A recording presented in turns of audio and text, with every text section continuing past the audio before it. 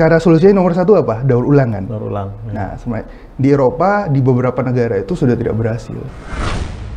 Greenwashing tuh jadi mereka sebut, oh ini nih aman, ini nih 100% terdaur ulang dan bla bla bla bla dan bla bla bla dan berikutnya. Jadi masyarakat tuh sebagai kita konsumen, wah aman lah kita beli pasti aman. Dan jadi kita kemungkinan kedepannya kalau bisa ada namanya program mungkin mulai dari pemungutan sampah yang terpisah. Kita kan bisa mengajak masyarakat untuk, oh kalau organik itu pisahkan saja.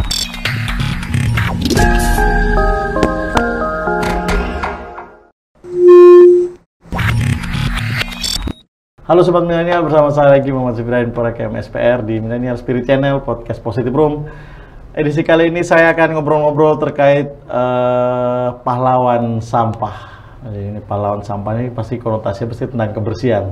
Dan mungkin saya menghadirkan sosok yang benar-benar peduli terhadap sampah di Kabupaten Ende mungkin khususnya, dan juga menjadi koordinator sebuah organisasi organisasi besar ya yang ada di Kabupaten Ende. Dan ini tidak main-main loh figur yang menjadi koordinator di pahlawan sampah Kabupaten Ende. Saya bersama Koko Berdi. Selamat pagi Koko. Selamat pagi. Apa kabar? Baik. Kabar baik saja. Jadi Koko, saya terima kasih sudah menempatkan waktu untuk bisa hadir ngobrol dengan saya di podcast Positive Room. Dan Koko, saya sedikit bercerita, saya sering melihat di postingan-postingan ada teman-teman yang ikuti kegiatan Trash Hero, dan mereka sering pakai baju kuning, ada Trash Hero. Jadi saya tertarik sebenarnya, ini apa Trash Hero. Terus saya lihat ada beberapa di story statusnya Koko Berdi sendiri, waktu itu lagi kegiatan sampah, terus selalu ngeluarin jadwal bersih-bersih, kegiatan kumpul-kumpul di mana. Jadi saya ini tertarik, ini kegiatan apa sebenarnya. Karena kan di Ende juga ada ya, kayak komunitas Acil yang pencinta sampah dan lain-lain. Ini siapa gitu, dan saya penasaran untuk bisa mengajak Koko Berdi untuk ngobrol dengan saya. Koko Berdi bisa menceritakan sedikit ayam Trash Hero. Trash Hero itu bagaimana sih sebenarnya awal dan juga kegiatan sampah ini? Mungkin buat teman-teman yang masih baru, mungkin saya bisa jelaskan. Kalau Trash Hero itu kita sebenarnya organisasi dunia, itu induknya kita tuh Trash Hero World. Itu sudah terbentuknya kurang lebih 8 tahun, ya sekitar 2012-2013 itu terbentuk di Thailand. Sekarang founder kita dia dengan kantornya tuh di Switzerland, di Swiss. Terus untuk chapter di seluruh dunia itu udah lumayan banyak sih di beberapa negara. Itu ada yang di Thailand, ada yang sampai Jepang, di Eropa juga ada di beberapa negara, lumayan banyak sih. Terus yang Indonesia ini kita salah satu chapter negara yang terbesar. Jadi ya di Indonesia kita sudah punya yayasan Trash Hero Indonesia. Terus di Trash Hero Indonesia pun untuk menyebarluaskan info tentang dan edukasi tentang Trash Hero, kita sudah punya banyak chapter juga sih. Di Indonesia kurang lebih sudah ada sekitar 60-an chapter dan yang aktif 40-an chapter. Untuk NTT kita ada sekitar berapa ya? Ada hampir 11 atau 12 chapter sih. Disebar ada di Nagekeo, ada di Ende, di Labuan Bajo, ada di Alor, ada Lembata, ada Kupang, ada Belu, banyak. Mungkin kalau untuk teman-teman dari kabupaten lain yang berminat untuk buka chapter bisa juga, supaya jadi bagian dari Trash Hero. Ini kan Trash Hero ternyata bukan main-main, ini organisasi dunia ya sebenarnya ya, dan di Indonesia sudah punya yayasan, dan benar-benar sesuatu yang besar yang patut kita harus syukuri sebenarnya kan. Ini kita bisa buat chapter sendiri dengan koordinatornya Koko Berdi, dan ini mungkin saya melihat mungkin kurang di publikasi yang besar sebenarnya, atau mungkin bagaimana sih kira-kira posisi Trash Hero di sini sekarang, jumlahnya berapa orang teman-teman yang ikuti Trash Hero ini?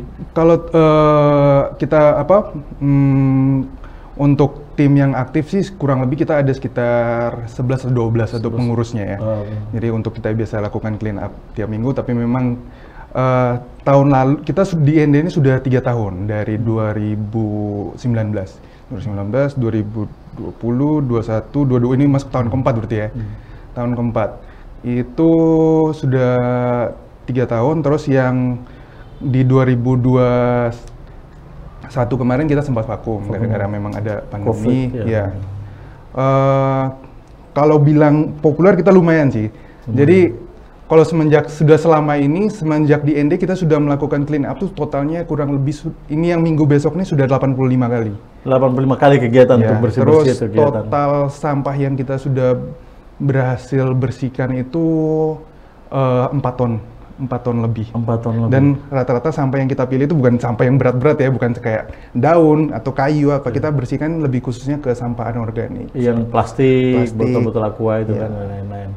Oke, ini saya mau tanya nih, Tresero ini apakah hanya fokus di, tadi saya mendengar Kober disebut yang di Nusa Tenggara Timur, rata-rata yang disebut itu tempat-tempat yang wisata kayaknya. Apakah memang spesifik yang tempat wisata atau untuk memang seluruh begitu? Tidak semua. Kalau kita bilang kayak Nagekeo kan dia terbentuk tuh sebelum dari, ya maksudnya waktu Nagekeo kan tidak terlalu banyak juga wisata yang terkenal. Itu malah salah satu chapter aktif itu dipimpin sama ada namanya Dr. Marta di sana. Oh, di Nagekeo Di ya? Nagekeo. Itu dia malah mereka lumayan aktif sih. Jadi kita lebih ke arah mengajak masyarakat, sebenarnya kita clean up tuh aksi itu ngajak buat peduli sih. Jadi kita kebanyakan nyasarnya di tempat-tempat wisata, di pantai, itu kita ngajak orang buat peduli. Terus biar setelah mereka peduli itu baru mereka bertanya-tanya, kenapa sih kok bisa kayak begini ya? Kenapa kita mau lakukan ini? Apa tujuan ke depannya? Nah, ini kan sebenarnya kegiatan yang sangat bagus. Kayaknya saya mau tanya, kira-kira pernah berkoordinasi mungkin dengan Dinas PK Kabupaten ND? DLK. Bukan PK dulu, Dinas Pendidikan dan Kebudayaan. Kan mereka punya sekolah-sekolah nih, SMA, SMP. Itu kan juga bisa membantu kalau untuk kegiatan, pas mereka punya ada kegiatan ekstrakurikuler atau kegiatan-kegiatan di luar sekolah untuk bersih-bersih, atau kita memberi edukasi bawa sampah dan lain-lain. Pernah punya kegiatan seperti itu? Kalau kegiatan edukasi kita sering. Waktu kemarin 2020 tuh malah sampai sekitar 2009-2020 tuh sudah ke sekolah kemana-mana. Salah satu mitra kita kan SMA Sudikara juga. Ya.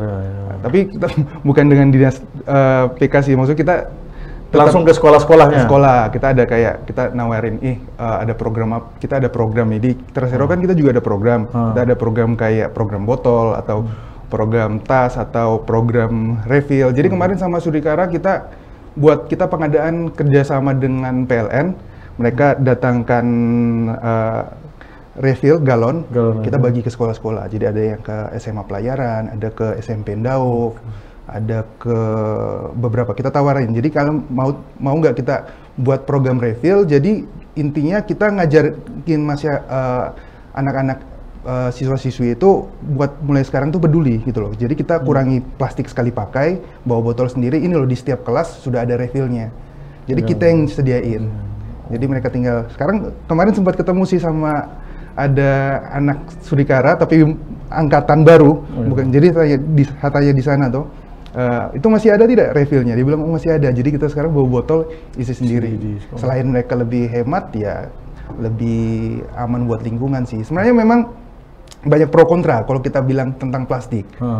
Kalau mau dibilang, apalagi di dunia persampahan ini, kalau kita mau omong panjang sekali. Kalau sampai ada politik, ada juga. Karena namanya negara demokrasi pasti terkaitnya dengan politik sangat besar. Iya. Apa saja kegiatan? Ini kan berhubungan dengan kegiatan bisnis, ada semua segala macam tuh. Terus yang sekolah-sekolah di Kabupaten ND sendiri hanya baru di sekolah Suradikara, atau pernah ada ke SMP atau sekolah-sekolah lain? Sudikara ada, Sudikara. Kita sudah pernah ke Sudikara, yang saya ingatnya ada Sudikara, terus di SMA Ndao juga, terus ada di SMA Pelayaran, terus ada di Unfor kita juga pernah kasih terus ada sih. Jadi kalau memang ada yang tertarik, ya kita mau bantu. Jadi kalau kita sih sistemnya kita terbuka gitu. Terbuka. Terus kita kepinginnya sih berbagi ilmu gitu loh. Jadi kita kayak bagi ilmu, selanjutnya mereka mau ilmunya akhirnya menjadi bagian dari Tresero, mau pakai bendera apapun, yang penting ilmu yang mereka pelajari itu benar gitu loh. Jadi memberikan edukasi yang benar tentang bagaimana sih bagaimana solusinya. Solusi untuk penanganan dan lain-lain itu ya. Nah, mungkin kita juga patut berbangga ya kegiatan-kegiatan seperti ini. Cuman mungkin saya lihat ada sedikit sekali sentuhan dari pemerintah terhadap kegiatannya Kokoberdi. Bagaimana kira-kira sentuhan pemerintah Kabupaten ND bagaimana? Karena kita ini pertama kita organisasi non profit kalau untuk Tresero, jujur ya. Jadi kita ini jujur agak sedikit strict.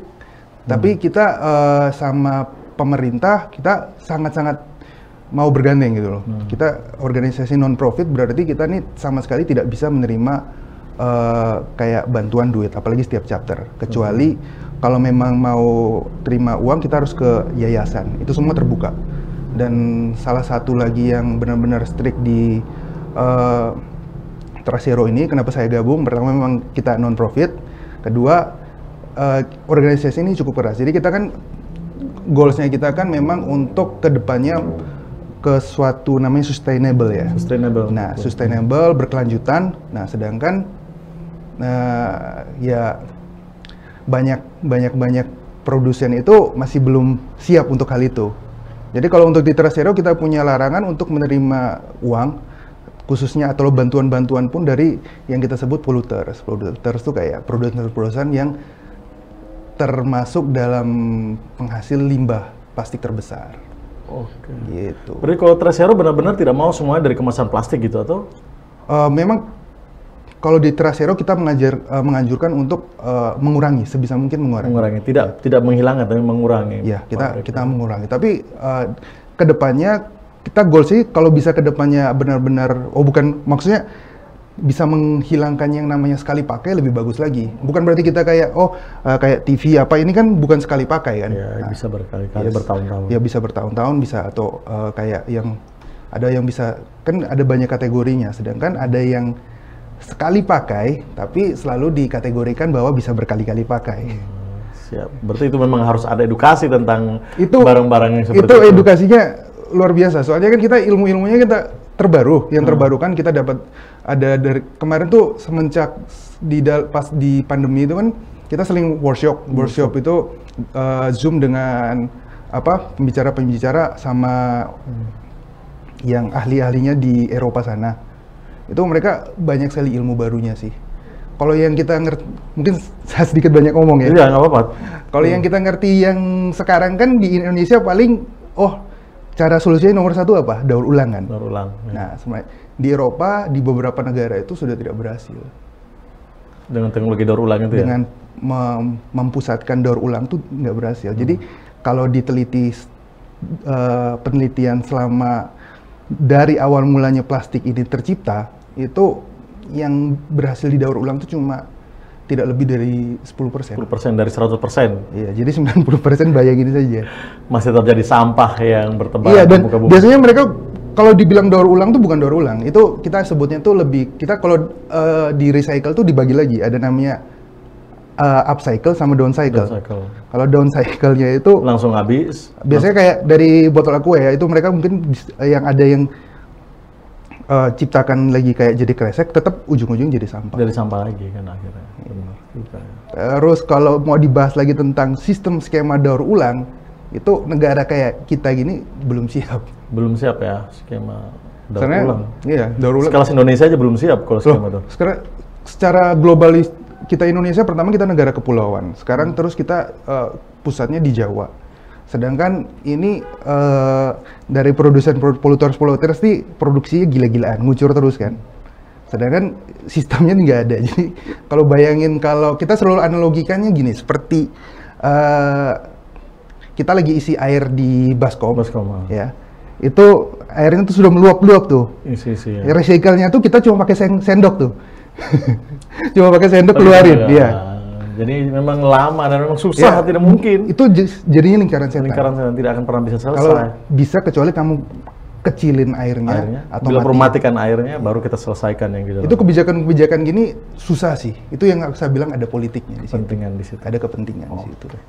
Ini kita kembali lagi ke sentuhan dari pemerintah daerah terhadap kegiatan Trasero di Kabupaten Ende. Mungkin dari pemerintah kabupaten ada sentuhan apa? Kalau untuk sementara kita kita di Trasero sih sama DLHK sering kontak. Iya, kalau DLHK itu provinsi ya, itu cabang dinas. DLHND sini. DLHND ya. Saya pikir yang DLHK yang dari cabang dinas. Yang DLHK ini memang sering koordinasi, tapi sentuhan respon dari pemerintah mungkin kegiatan secara besar-besaran untuk Trasero begitu, contohnya hari Minggu gitu atau hari apa di saat hari sampah kita sepanjang pantai. Itu pernah dulu di 2019 kita pas masih kita ada buat kayak kegiatan bersama itu lumayan sih, dengan kurang lebih sekitar berapa sekolah kita serempak itu. Serempak kegiatan bersih-bersih dan kita publikasikan. Kalau yang untuk rutin kita memang di Trasero kita sistemnya sukarela sih. Sukarela, jadi kita bisa disebut relawan, volunteer. Jadi kita setiap minggu siapa saja yang mau gabung, ayo. Oke, siap. Ini Koberdi, ini saya tertarik dengan Trasero ini. Nah ini kan kita melihat ya di END sedikit, kita di END sedikit. Kita lanjut. Maaf nih, saya sendiri tidak disiapin kru untuk minum, jadi nggak apa-apa. Koberdi lanjut aja. Saya juga ya menahan untuk tidak minum dulu. Nah, ini Koberdi saya lanjut. Oke. Kita melihat ya di Kabupaten END sendiri ya, anak-anak olahraganya tinggi. Minat dan bakat olahraganya tinggi. Kadang mereka masih pakai minuman kemasan, yang gelas, yang sekali pakai terus dibuang. Ini kan juga menjadi catatan ya. Kalau semakin banyak tiap hari mereka berkegiatan dan minum minuman gelas yang sekali pakai, dan itu kan otomatis sampah tambah banyak. Mungkin ada kegiatan sentuhan dari Trasero mungkin untuk melihat potensi di mana ya kita bisa menyediakan botol-botol untuk adik-adik itu supaya jangan sampai menggunakan botol minum yang sekali pakai begitu. Kira-kira pernah ada kepikiran seperti itu? Pernah itu. Kemarin makanya kita pelan-pelannya kita masuk ke sekolah-sekolah kan. Kepinginnya gitu. Kemarin tuh 2019 akhir, 2020 awal sudah jalan tuh program tuh. Kena pandemi akhirnya berhenti. Jadi kita memang goalsnya sih kepingin edukasi. Sebenarnya anak-anak yang pakai sekali pakai mungkin kita tidak bisa salahkan karena mereka belum tahu, belum teredukasi kan. Siap. Jadi ini saya perlu pinjam ke Berdi. Nah ini kan botol kayak gini kan bagus nih sobat milenial. Saya sudah punya satu, saya beli loh ini, saya beli di Koko dulu, saya masih ada, saya taruh di Kupang. Biasanya kalau saya keluar saya bawa. Nah ini kalau kita dapatkan botol seperti ini gimana nih Koberdi? Apa yang disediakan oleh Trasero atau? Ini memang salah satu program dari Trasero. Jadi kita ada program botol. Memang kalau ada sekolah-sekolah yang mau bekerja sama, mungkin bisa langsung kita hubungkan dengan pihak Trasero Indonesia. Supaya untuk pengadaan botol-botol ini. Karena kalau botol-botol ini bagus kan untuk segala cuaca, segala kondisi kan. Ini punya saya sudah 3 tahun nih. Punya saya berapa tahun? 2 tahun ya dari saya beli terakhir kemarin. Sekitar 2 tahun punya saya ada di. Punya saya sudah 3 tahun, sudah kemana-mana nih. Ini saya tertarik ini. Ini kira-kira satu buahnya berapa nih botol ini kira-kira harganya? Kalau untuk yang harga terakhir sih dari kita kan kerjasama sama ada programnya refill. Jadi kalau teman-teman mau beli kayak di refill station di seluruh Indonesia atau nanti di India ada refill station, itu harga yang produk terakhir itu yang ada yang tipe terakhir. Kalau yang ini dulu nih saya beli pertama yang masih harga 150. Kalau yang sekarang sudah 130-an, ada yang lebih versi barunya. Versi barunya lagi ya. Tapi bahannya sama semua sih. Bahan sama dari aluminium ya kayak. Ya ini stainless. Stainless. Saya juga. Ini kayaknya saya juga tertarik ini, tapi kalau ngadain ini agak banyak kan kita butuh sponsor ini untuk. Iya. Kita butuh sponsor. Kalau memang mau langsung banyak sekali ya harus ke Trasero Indonesia. Mungkin bisa Trasero Indonesia, kita namanya kerjasama dengan apa, mungkin bisa dapat harga lebih murah. Oh, gitu. Oke, ini kan penting sekali daripada banyak teman-teman kita atau adik-adik kita kalau minum apa sih? Ya, tujuannya sih lebih ke arah mau edukasi sih. Jadi lebih kalau memang kayak untuk olahraga ya, saran saya kayak anak-anak sana minat olahraga itu tergantung dari kayak kan sekarang olahraga tuh banyak ada klub-klubnya gitu. Kalau mereka bisa saja nganjurin anak-anak buat bawa botol. Terus tidak usah besar-besar seperti Trasero, botol kecil saja atau apapun, terus mereka tinggal bawa refillnya kan seperti galon. Sekarang kita tahu bahwa galon kan alat yang kayak pompa gitu kan murah sekali tuh. Ada yang 40, ada yang 50 yang pakai cas-casan itu. Cuma bawa itu kan mau pakai tinggal bawa galon kan sudah. Isi ulang, taruh. Kalau dibilang lebih murah isi ulang. Lebih hemat daripada mereka beli dos-dosan kayak gitu. Siap. Oke, Koberdi, ini kayaknya pembicaraan kita penting sekali tentang bagaimana Trasero sudah eksis di END dan sudah banyak kegiatan sampai 85 kali kegiatan untuk bersih-bersih. Nah, yang Koberdi melihat selaku ketua koordinator Trasero di Kabupaten END, kekurangan yang disediakan oleh pemerintah Kabupaten END itu apa? Terkait dengan pahlawan sampah. Untuk Kota END atau untuk kita? untuk yang kabupaten ini, kota ini dia punya kegiatannya untuk, jadi pemerintah paling tidak seperti apa sih yang harus difasilitasi oleh pemerintah terkait dengan apakah sudah maksimal atau berapa persen dari kegiatan-kegiatan yang seperti ini? kalau untuk kegiatan Contoh simpel, pemerintah menyiapkan bak-bak sampah atau kegiatan pemisah, kira-kira seperti apa? Apa kegiatan pemerintah juga sebagai Tres Hero loh? Oh iya, saya kira kegiatan kalau untuk sama kita sih Tres Hero ya memang untuk sementara ada sih kita kayak kepingin untuk kayak ngobrol untuk ke depan yang hal-hal yang diinginkan kayak Tres Hero. Kita kepingin sih kayak kita pengen ngajak kayak DLA atau pemerintah Ending ini untuk mengedukasi sih. Kita kemarin sempat saya ikut namanya Zero Waste Workshop, itu sistemnya sudah ada. Kalau seandainya mau, kita sistemnya sudah ada. Namanya itu bagaimana kita bisa, kan goalsnya kita kan untuk tujuannya mengurangi sampah. Mengurangi sampah. Ya. Sedangkan kalau kita lihat di Kota Ending kan sampahnya masih terpadu nih, tercampur. Jadi kita kepingin ke depannya kalau bisa ada namanya program mungkin mulai dari pemungutan sampah yang terpisah. Kita kan bisa mengajak masyarakat untuk, oh kalau organik itu pisahkan saja, atau anorganik dipisahkan. Tinggal sebenarnya caranya gampang, dibuat penjemputan terpisah atau apa terpisah kayak gitu. Sebenarnya terus ke depannya ya mungkin bisa diperketat untuk apa ya, kayak banyak sih namanya kita bilang tuh illegal dumping atau TPS liar. Tempat pembuangan sampah liar. Ya, kita lihat di jalan-jalan itu mungkin ya diperketat saja sih untuk aturan-aturan kayak gitu. Sebenarnya isu sampah di kabupaten ini juga ngeri sebenarnya, ngeri sedap karena banjir itu juga disebabkan oleh sampah.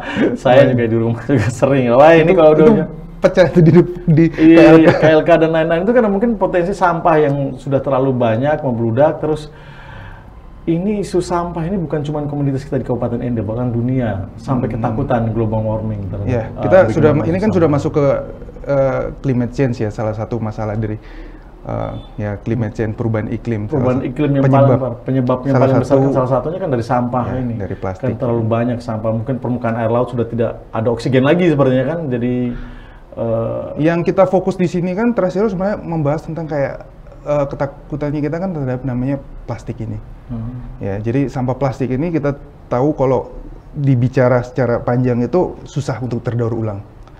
Tidak akan pernah bisa lah sebenarnya. Susah untuk terurai. Ya. Hanya kita bisa membuat dia jadi bentuk lain, bentuk lain gitu ya. Tidak bisa kita menghilangkan itu setengah mati, bahkan tidak mungkin. Jadi memang goalsnya kita sih tujuan ke depan bisanya cuma dengan yaitu sustainable zero waste. Jadi kita butuh keseimbangan sih. Kembali lagi ke yang air meluap tadi. Iya, kepentingan banyak lah di situ yang tidak bisa kita. Ya kan di situ juga kalau kita memberhentikan itu juga ada sumber pajak yang berhenti dan penghasilan pemerintah. Itu juga menjadi keterkaitan yang seperti tadi. Tetap bisa. Masalah yang ruwet gitu. Itu bisa kita balancekan kalau masyarakat kita bisa teredukasi dengan baik. Sentuhannya langsung ke pengguna sebenarnya. Jangan kalau misalnya pengguna sudah tidak mau seperti itu, kemasan itu kan otomatis mereka. Ya itu sebenarnya kalau kita di Tres Hero kita tidak bisa menyalahkan salah satu pihak, semua pihak ikut terlibat dari sini. Dari produsen, dari sebenarnya kalau di ini saya jelaskan sedikit ya. Jadi di produsen itu atau kita sebut polluters itu biasanya mereka tuh seolah-olah mengedukasi masyarakat bahwa oh ini aman. Jadi kita disebut tuh namanya greenwashing. Greenwashing tuh jadi mereka sebut, oh ini nih aman, ini nih 100% terdaur ulang dan bla bla bla bla dan bla bla bla dan berikutnya. Jadi masyarakat tuh sebagai kita konsumen, wah aman lah kita beli pasti aman. Dan sebenarnya mereka sendiri sih, pemerintah pun ada namanya aturan IPR, itu end produk apa, jadi tanggung jawab produsen untuk kemasannya itu jangan sampai mencemari lingkungan. Nah itu semua sudah ada semua sih, hanya nakalnya dari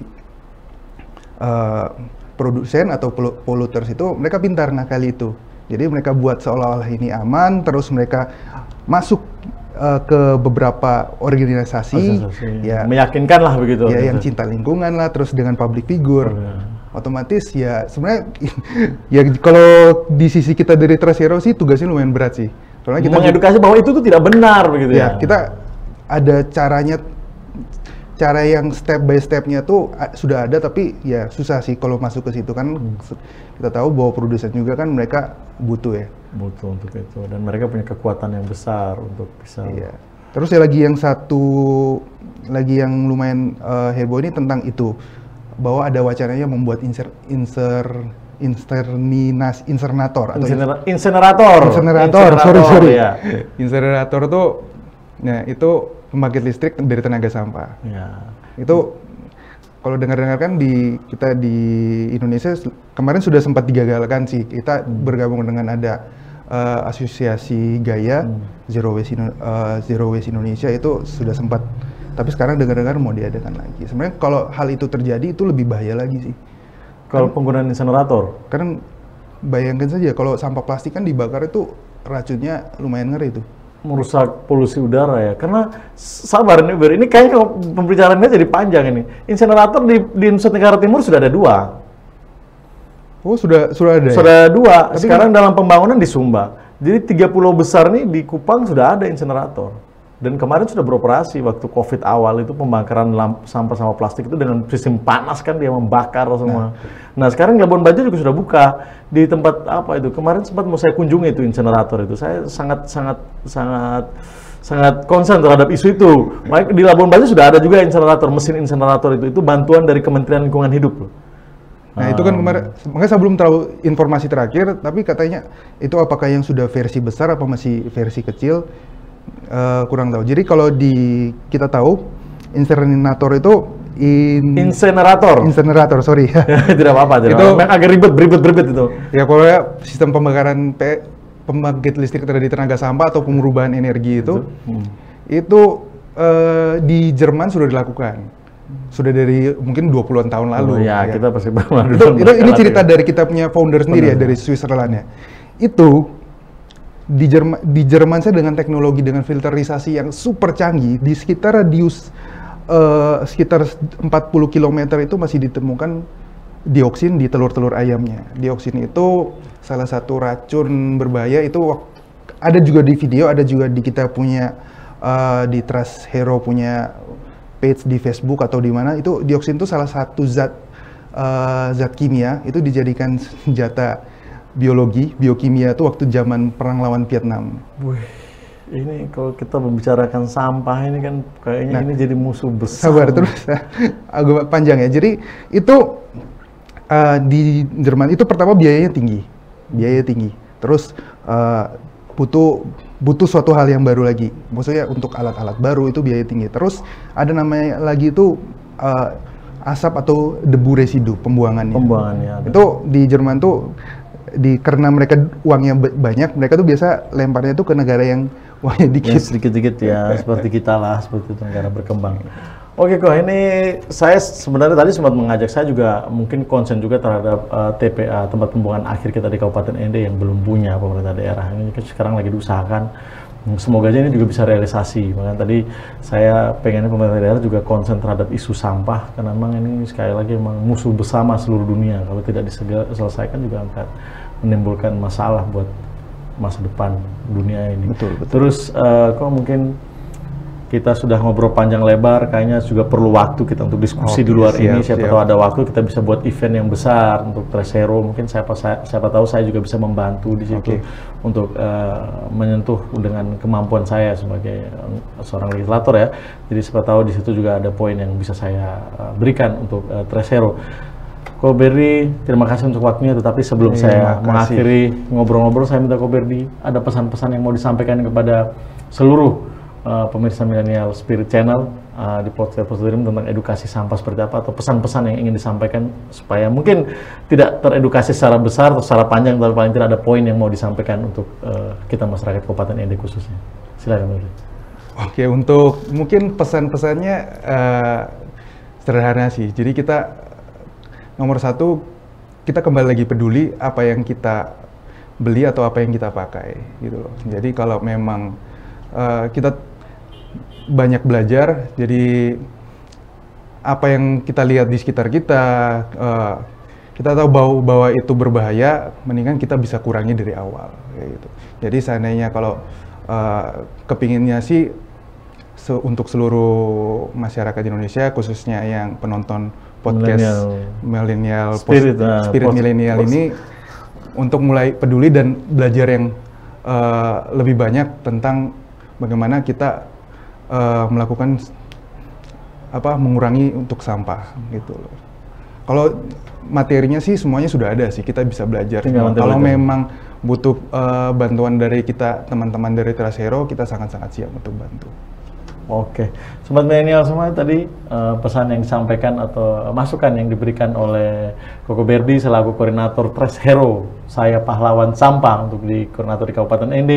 Ada pesan-pesan penting dan mereka selalu membuka diri kalau seandainya teman-teman podcast Positive Room yang selalu pantau di Millennial Spirit Channel untuk mau bergabung atau mau belajar edukasi apa sebenarnya sampah yang perlu kita hindari dari produk dan penggunaannya supaya kita bisa kurangi sehingga ini tidak menyebabkan kerusakan yang lebih parah, karena isu global warming ini memang sangat konsen untuk seluruh dunia, bahkan untuk masa depan keturunan dan anak cucu kita ke depan. Harapannya kita juga termasuk dari saya, Millennial Spirit Channel, juga untuk mengajak kita untuk bisa menjaga kebersihan lingkungan, terus konsen terhadap sampah-sampah limbah-limbah plastik yang sangat mencemari lingkungan.